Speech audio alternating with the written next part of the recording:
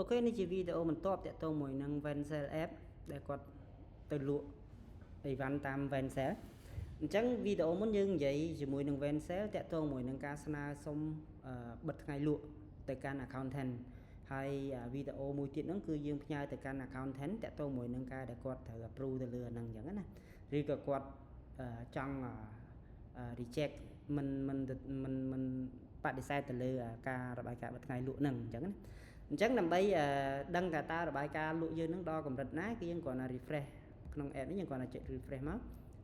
នៅក្នុងករណីនេះគឺបានន័យថា accountant គាត់បាន approve ទៅលើបិទថ្ងៃលក់មួយដែលខាង Vencel គាត់ធ្វើការស្នើទៅកាន់អញ្ចឹងណាអញ្ចឹងនៅពេលដែលពេល accountant គាត់ approve ហើយគឺបានន័យថាវារត់មកចូលកាន់របាយការណ៍បិទថ្ងៃជោគជ័យអញ្ចឹងពេលដែលយើងចុចមកយើងដឹងថាយើងបិទថ្ងៃហ្នឹងបិទថ្ងៃទីប្រមាណអីផ្សេងហើយនឹងបិទតាមរយៈអីគេខ្លះអញ្ចឹងណាចឹងគាត់អាចទាញបានមើលពីរូបភាពដែលគាត់បានបាញ់លុយឲ្យ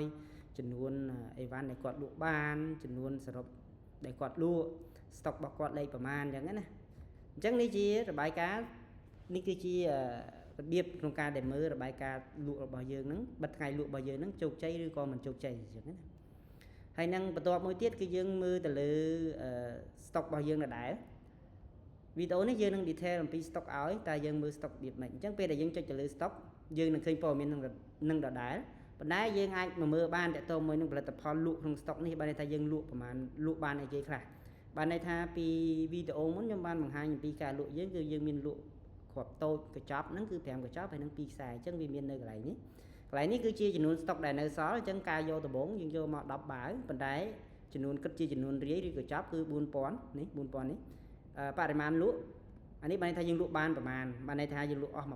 ហើយនៃ40000នេះអញ្ចឹងបរិមាណដែលនៅសល់គឺ3975អញ្ចឹងក្នុងករណីដែលបរិមាណនៅសល់នេះវាធ្លាក់ដល់កម្រិតណាមួយគឺពេលដែលយើងលក់គឺវាអត់ឲ្យលក់ទេដោយសារតែ stock ដែលនៅសល់ក្នុងឡានរបស់យើងវាអត់គ្រប់គ្រាន់នេះជាវីដេអូដែលយើងនឹងមើលអំពី stock របស់យើងហើយនឹងមើលទៅលើរបាយការណ៍បិទថ្ងៃលក់របស់យើងតើយើងបិទថ្ងៃលក់យើងជោគជ័យឬនៅអញ្ចឹងណាវីដេអូបន្ទាប់យើងនឹងនិយាយអំពីការដែលយើង process នៅក្នុងការដែល stock របស់យើងចិត្តអស់ stock របស់យើងចិត្តអស់យើងចង់ request ទៅកាន់ខាងឃ្លាំងហើយនឹងខាង admin ដើម្បីយើងបិទ clear stock យើងចាស់ហើយយើងយក stock ថ្មីទៅកាន់ទៅលក់អូខេ